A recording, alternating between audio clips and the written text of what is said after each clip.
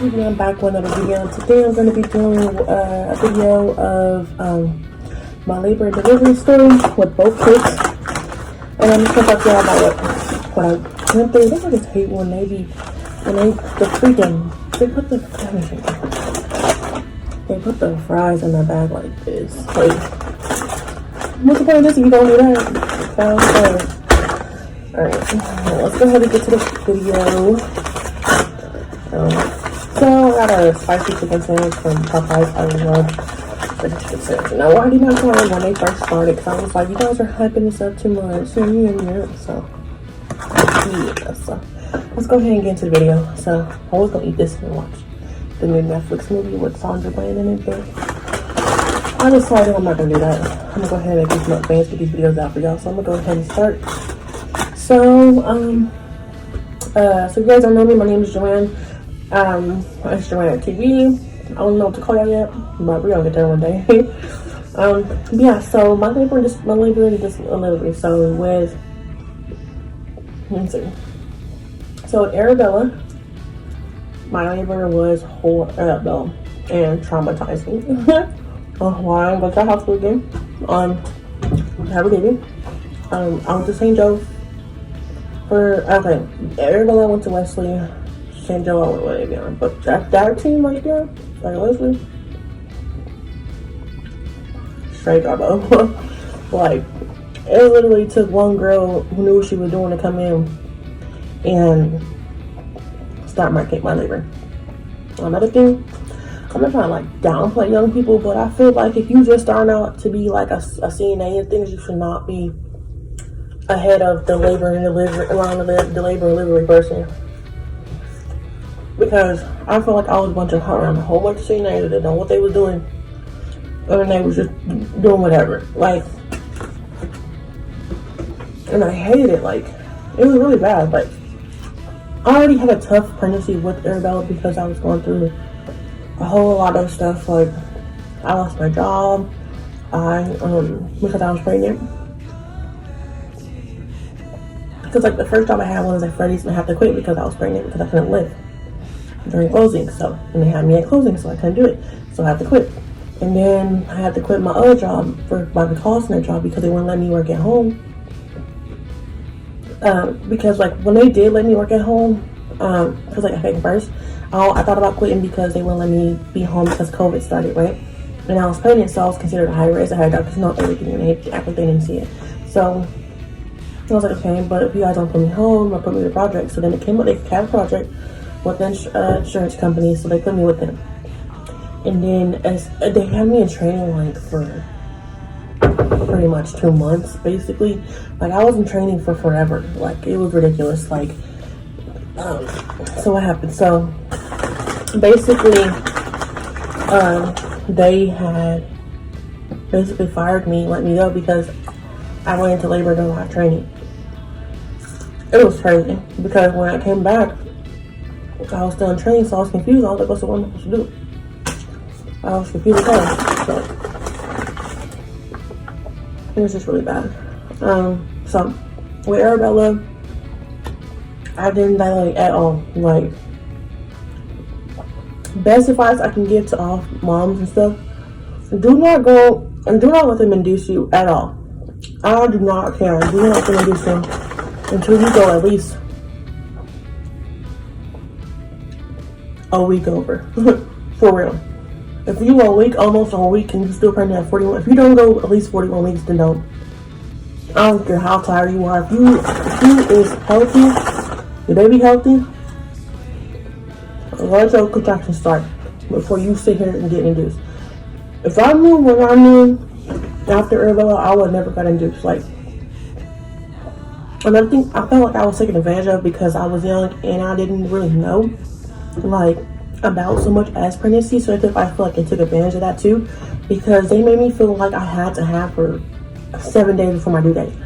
Like, my due date was set for July 8th, and they induced me on the 1st. Mind you, it took 2 days to dilate and to have Arabella at the same time. Like, I was at 0. Like, when I hit 40 weeks, I was at a 0.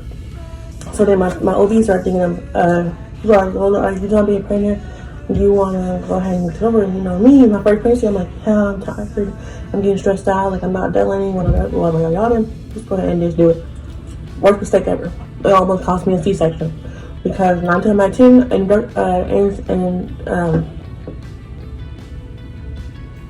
when you get induced, you're most likely going to have a C-section. If we know how it goes. Because at that point, you're forcing the baby. You're forcing the baby out. And you're trying to start something that's not even ready to start yet. So it was really like frustrating because I went in at a 0, maybe a 1. And I stayed at 1. I went from 1 to like, I think 3 at the most. I stayed at a 3 until the next day. So the second I was at 3. And then that whole day was nothing but trying to get this going. Because, you know, they do the balloon thingy where they make your water break or whatever. And then they give you the medicine and stuff. And basically get the contractions going, right? It gave me too much. So at that time, I'm running a fever of 101. Mind you, and this isn't nothing but God. Bella was not even showing signs of anything, any stress, any complications. While I'm going through the most, my whole body was being shut down. Arabella didn't even look like anything. Like what my body was feeling, it wasn't even affecting her. So at that point, I'm running a fever. I'm in and out. My mom could tell you I was in and out, and I was just over it. My epidural wore off. It stopped. And I think because I took it too early too. Like I asked for it when I was like at a 5, and I should have waited till I was like at least a 7. 7 or yeah, 'cause I think you can't get it after 7. So like yeah, so I should have waited until I was at least a 7. But again, new mom, new experience, scared, and I was just overall. So I was like, I don't know what to do. Like I don't know what to do. Like I don't know if I should go ahead and get a C-section or wait it out, like keep fighting it, you know. So my child's father had to go through. I think he had to work. Like he had to work. So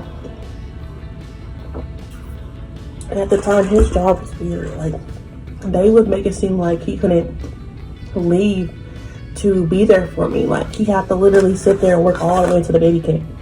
Till it's time for almost the baby to come. So the second, no sign of baby. So he went ahead and went to work, you know.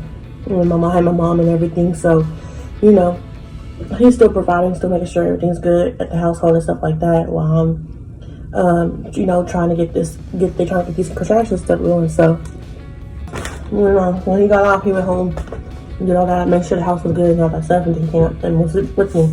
So we had to make a decision of when he got there, we had to make a decision on whether we was gonna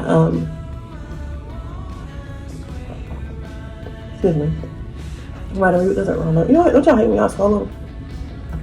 And it goes down the wrong way, like it hurts. Like I know I chewed enough.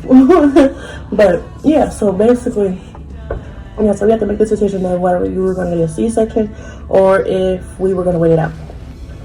So Jordan was like, we'll just wait it out. Don't worry about it, let's just wait it out. I know you're tired, you know, but like thug it out because I don't want you to get cut open. So, you know, he was just worried about like me, my health. He was worried about me, Bella. Like he was worried about, you know, he doesn't like Cetha being a C-section. You know, these can go wrong because that's more blood than you are losing from just pushing out a baby, you know. So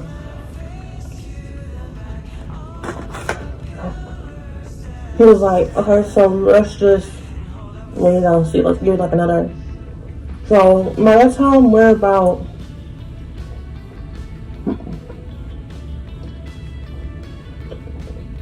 okay. Let me think. I gotta think because I was scheduled back in the day. So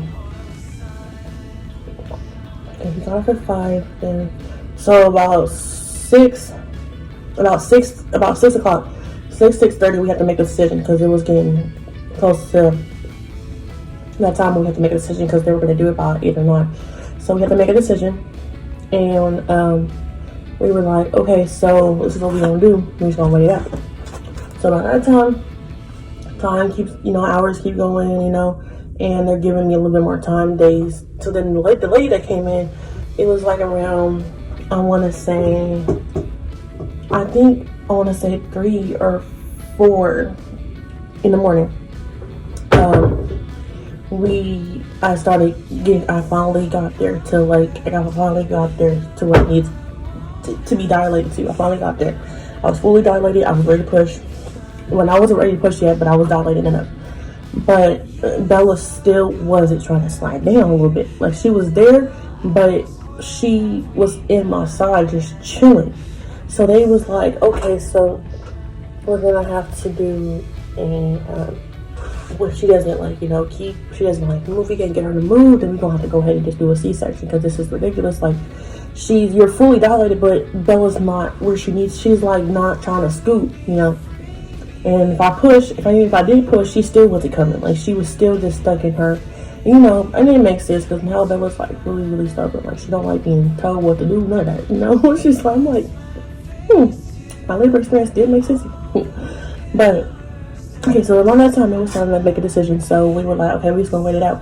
So hours go along and they were like, okay, so you have, you know, two options. You can do a C-section or we can just wait it out. So we were like, well, let's wait it out. So then they were like, okay.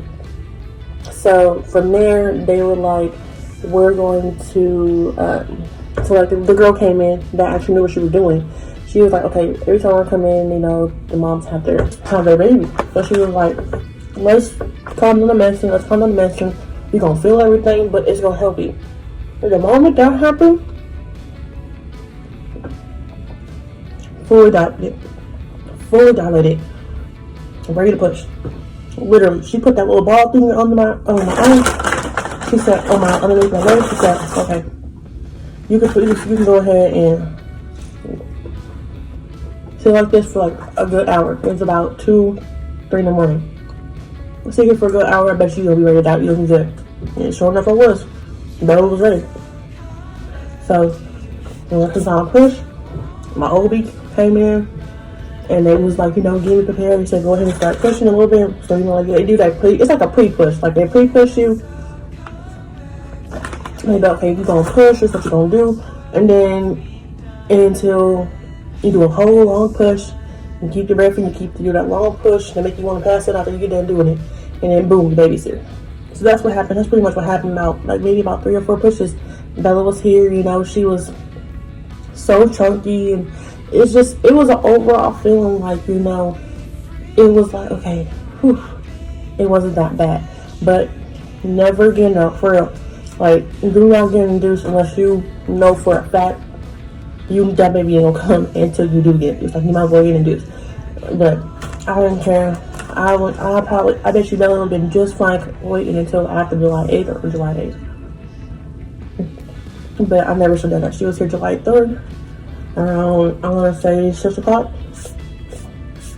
But yeah, that was that one. And then from there, you know, recovery, you know, we did have to stay at the hospital for like a little bit because she had that, I think it's called gingivitis, like where they yellow a little bit. You have to stay there for a little bit, but then after that, we were able to go home. After the 5th day, we went home. So like July 5th, we went home and we were good to go. We were good.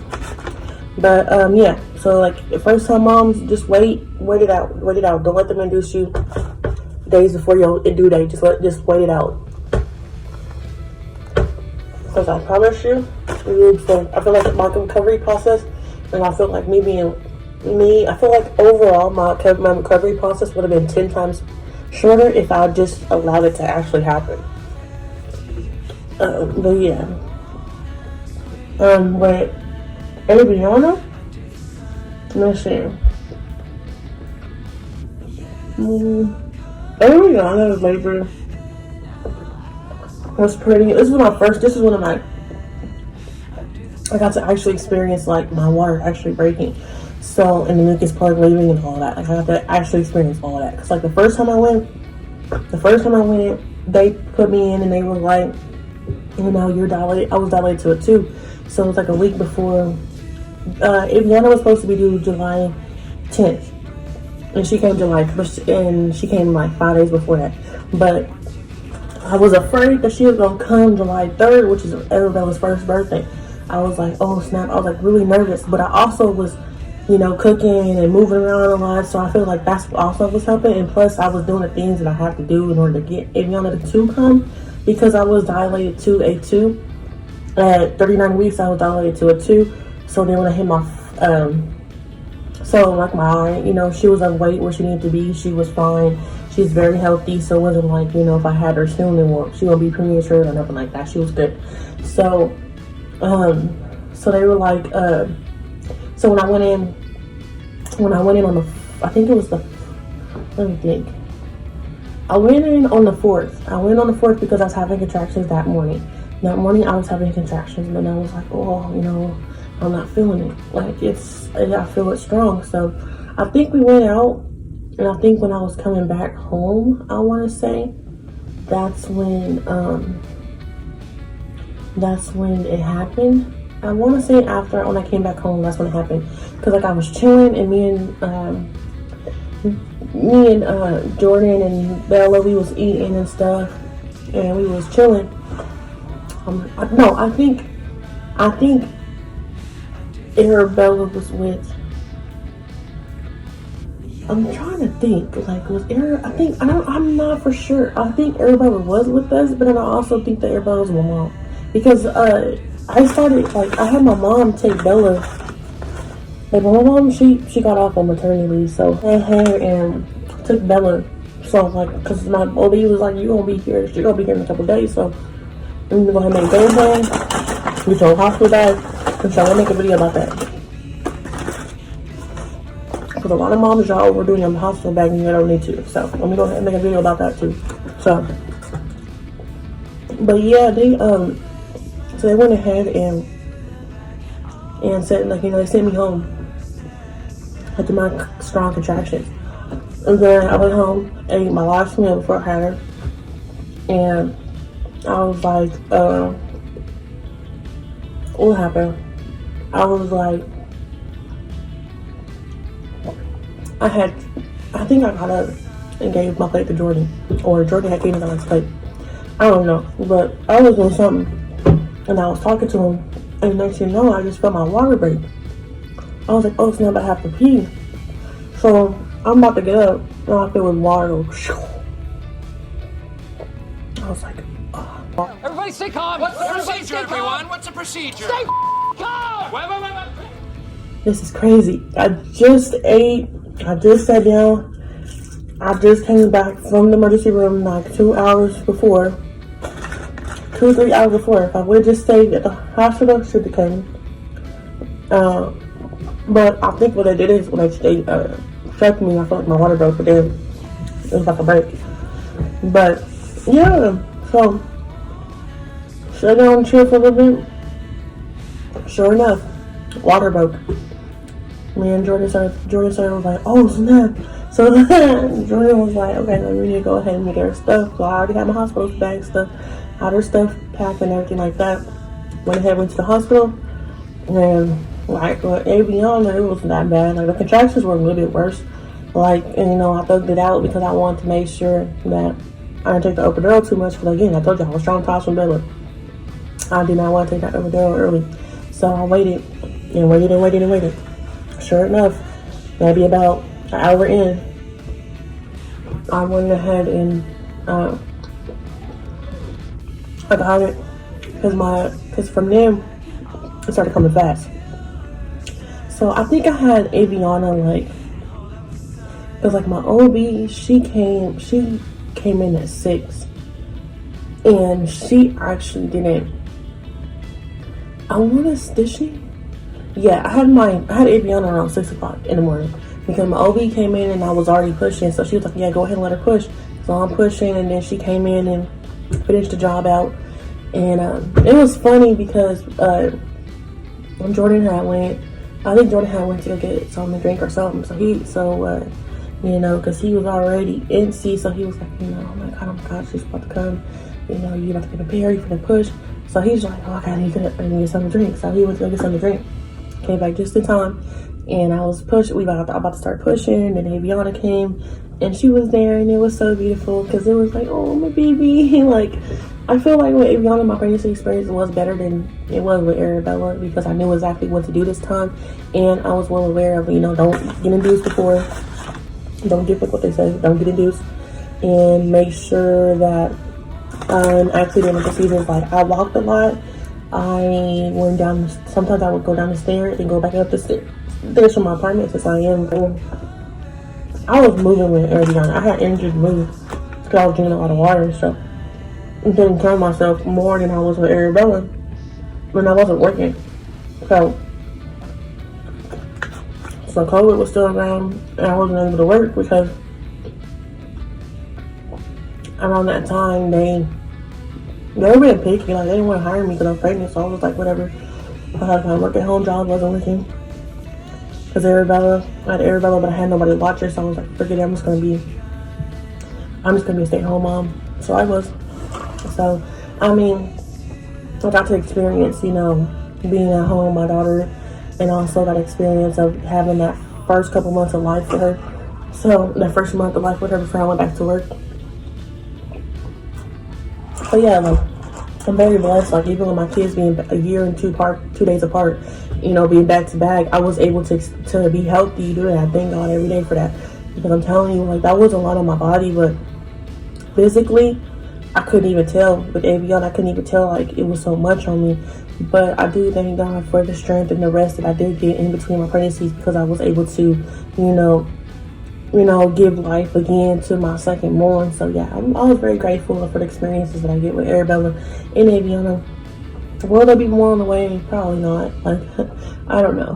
Like, in my Q&A, I had a question like that. Like, would there be more kids? And I'm like, I don't know. I might go for a boy, but not until, I don't know. Maybe Arabella's 35. I don't know. Probably not. Yeah. Also, good key advice is, moms, if you guys calm your mind down during your contractions, calm your mind down and your body will respond to it, and then boom, you will be relaxed. Because I'm telling you, when that nurse told me that, I did it. Calm myself down, calm my mind down. I went to sleep for that whole hour before I had the person. Like, you'll be shocked. You might not even need the epidural if you just calm your body down. But, like, nobody can really take that pain. That stuff is hurt. And I give props to the moms who do. I'm like, yeah, if I include my labor, just 3 months, man, I'm trying to eat slow. But, yeah. I want to thank y'all again for tuning in. Y'all have a good rest of y'all Sunday. And I'll keep dropping that content.